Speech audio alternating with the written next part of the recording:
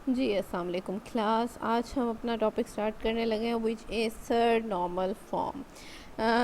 पीछे कल का जो लास्ट लेक्चर था हमारा प्रीवियस लेक्चर, उसमें हमने डिस्कस किया था ट्रांजिटिव डिपेंडेंसी को।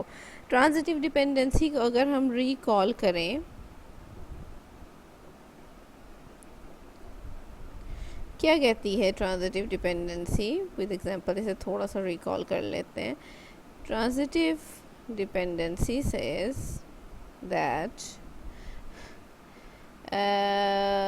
के दो जो होंगे नॉन की एट्रीब्यूट्स एक दूसरे के ऊपर डिपेंडेंट ना हो। लाइक ये ना हो कि एक नॉन की एट्रीब्यूट को हम डिटरमाइन कर सकें दूसरे नॉन की एट्रीब्यूट के थ्रू।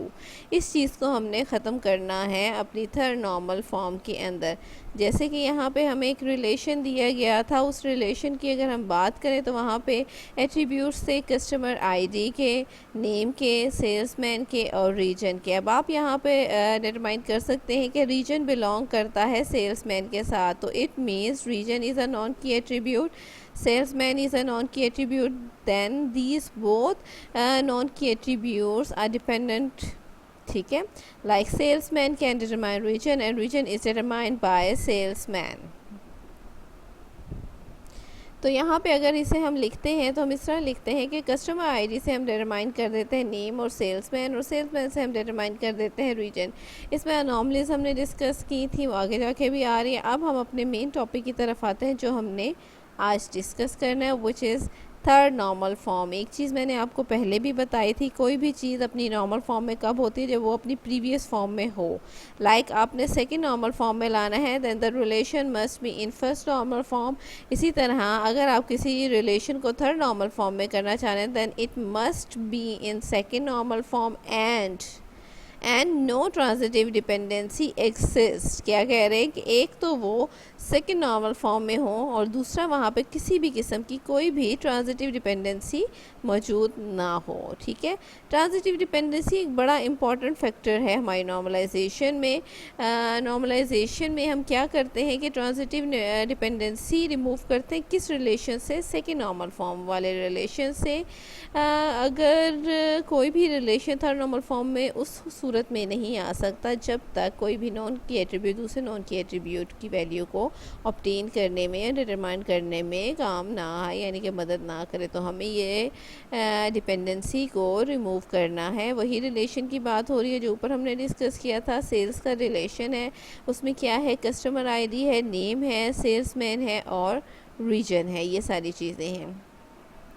क्या कह रहे हैं कि कस्टमर आईडी से आप डिटरमाइन कर लेते हैं नेम और सेल्समैन को, और सेल्समैन से आप डिटरमाइन कर लेते हैं रीजन को। अब यहाँ पे क्या है कि अब रिलेशन सेकेंड नॉर्मल फॉर्म में तो है, बिकॉज यहाँ पे एक ही single attribute is being used as a primary key. तो वहाँ पे ये वाली बात ख़त्म होगी कि फुल फंक्शनल डिपेंडेंसी या पार्शियल डिपेंडेंसी वाला सिनेरियो ख़त्म हो गया है, मुकम्मल तौर पे वो प्राइमरी की पे डिपेंडेंट हैं। A transitive dependency exists in a relation. The region is functionally dependent on salesman and salesman is functionally dependent on customer ID। ये देखिए इनका लिंक कैसे बन रहा है कि region डिपेंडेंट है सेल्समैन के ऊपर और सेल्समैन डिपेंडेंट हो रहा है कस्टमर आईडी के ऊपर। In other words region is transitively dependent on customer ID। ठीक है, वही एनॉमलीज आ रही हैं। ये जो हमने लास्ट टाइम डिस्कस की थी इसे देख लीजिएगा कि अगर आपने इंसर्शन करनी है, आबिद को ने कंपनी ज्वाइन की है, तो जब तक आपके पास उससे रिलेटेड कस्टमर नहीं होगा तो आप आबिद और उसका रीजन नहीं डाल सकेंगे। डिलीशन नॉर्मली ये है कि आप कस्टमर आईडी 40 को डिलीट करते हैं तो सेल्समैन खालिद का डाटा भी डिलीट हो जाता है।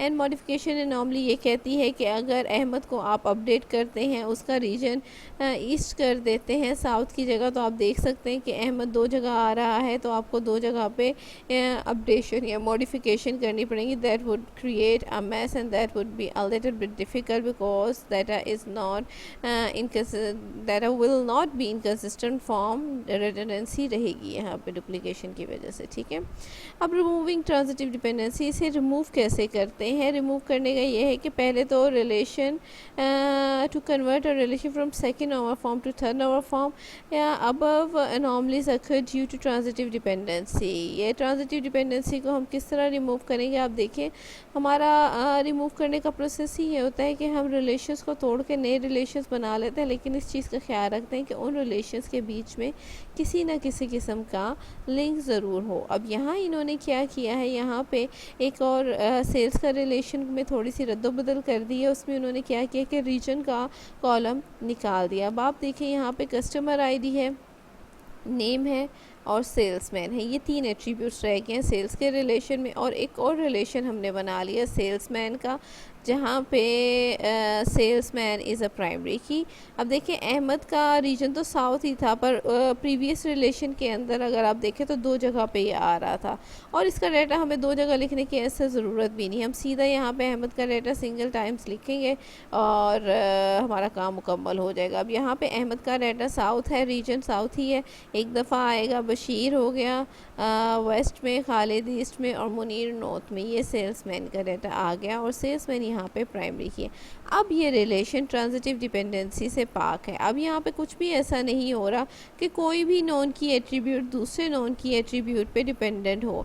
कस्टमर आईडी इज़ अ की attribute, name is dependent on customer ID, salesman is dependent on customer ID. Similarly, salesman is a key attribute in another relation and region is a non-key attribute and it is dependent on a key attribute. ये देखिए आप इसे इस तरह mention कर सकते हैं।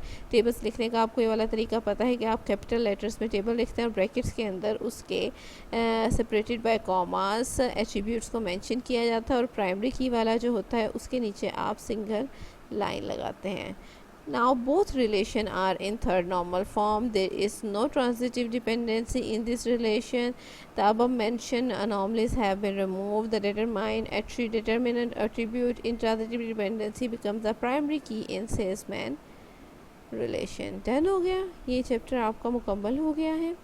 अब थोड़ा सा ये जो हमारी रिकॉल कर लेते हैं, हमारी जो फिगर है इसकी नॉर्मलाइजेशन की, जिसका मैंने कहा था कि हम बाद में ज़िक्र करेंगे। ये भी आपने बनानी है, क्वेश्चन में आपसे वो पूछ भी सकते हैं। Draw figure of normal form मैंने पहले इसलिए नहीं कराई थी कि अभी आपको बहुत सारी चीज़ों के बारे में नहीं पता था।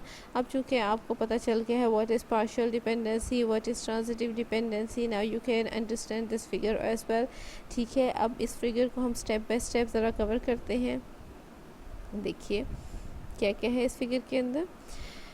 सबसे पहले हमारा अननॉर्मलाइज्ड रिलेशन होते हैं जिनके ऊपर कोई भी नॉर्मल फॉर्म नहीं अप्लाई, के लिए आसानी भी रहेगी। फर्स्ट नॉर्मल फॉर्म को देख लेते हैं। जस्ट अ सेकेंड, हाँ जी बिल्कुल ऐसे ही है, यहीं पे है। यहाँ पे अगर आप रिलेशन को देखें क्या था, यहाँ पे रिपीटिंग ग्रुप थे, सेल के अंदर एटॉमिक वैल्यू नहीं थी, हमने उसे रिमूव कर दिया था। देख रहे हैं, प्राइमरी की को डिपार्टमेंट नंबर और एम्प्लॉय नंबर पे कन्वर्ट कर दिया था और रिपीटिंग ग्रुप्स को ख़त्म कर दिया था, तो हमारा रिलेशन फर्स्ट नॉर्मल फॉर्म में आ गया था। ठीक हो गया। फिर नेक्स्ट है हमारा अब रिलेशन फर्स्ट नॉर्मल फॉर्म में आ गया है। अब उसे सेकंड नॉर्मल फॉर्म में लाने के लिए पार्शियल डिपेंडेंसी हमने रिमूव की थी। अगर आपको याद हो तो पार्शियली डिपेंडेंट था कि पार्ट ऑफ अ प्राइमरी की पे डिपेंडेंट था, उसको रिमूव करने के लिए हमने उसे होल की पे डिपेंडेंट करना था, उसके लिए भी हमने अपने रिलेशन को तोड़ा था। फिर नेक्स्ट हमारा था कि हमारा सेकेंड नॉर्मल फॉर्म के बाद हम उसे कन्वर्ट करते हैं थर्ड नॉर्मल फॉर्म में। थर्ड नॉर्मल फॉर्म का आप पढ़ चुके हैं, अभी हमने रिसेंटली जिक्र किया है कि आप रिमूव करते हैं ट्रांजिटिव डिपेंडेंसीज़ को। आपने तमाम किस्म की ट्रांजिटिव डिपेंडेंसी के कोई भी नॉन की एट्रीब्यूट दूसरे नॉन की एट्रीब्यूट पे डिपेंडेंट ना हो, all non key attribute should be dependent on a की एट्रीब्यूट, ये रिमूव किया। फिर थर्ड नॉर्मल फॉर्म से फिर हम मूव हुए हैं removing remaining anomaly resulting from functional dependency. अच्छा, यहाँ पे आप लोगों का लेवल चूँकि यहीं तक था थर्ड नॉर्मल फॉर्म तक, एंड मोस्टली हमारा जो रिलेशन होता है वो थर्ड नॉर्मल फॉर्म में आके ऑलमोस्ट नॉर्मलाइज हो जाता है, यानी कि आपकी डेटाबेस एक नॉर्मलाइज फॉर्म में आ जाती है। फिर हाई नॉर्मल फॉर्म्स है, third fourth BCNF normal form एक है, एक फोर्थ नॉर्मल फॉर्म है एंड फिफ्थ नॉर्मल फॉर्म है। सो इस तरह नॉर्मल फॉर्म्स है, लेकिन आप लोगों ने थर्ड नॉर्मल फॉर्म तक रहना, लेकिन फिगर ये प्लीज़ मुकम्मल बनाइएगा। ठीक है, होपफुली आपको ये समझ आ गया हो। कोई मसला हो तो प्लीज़ मेरे से डिस्कस कर लीजिएगा। Mark your attendance now.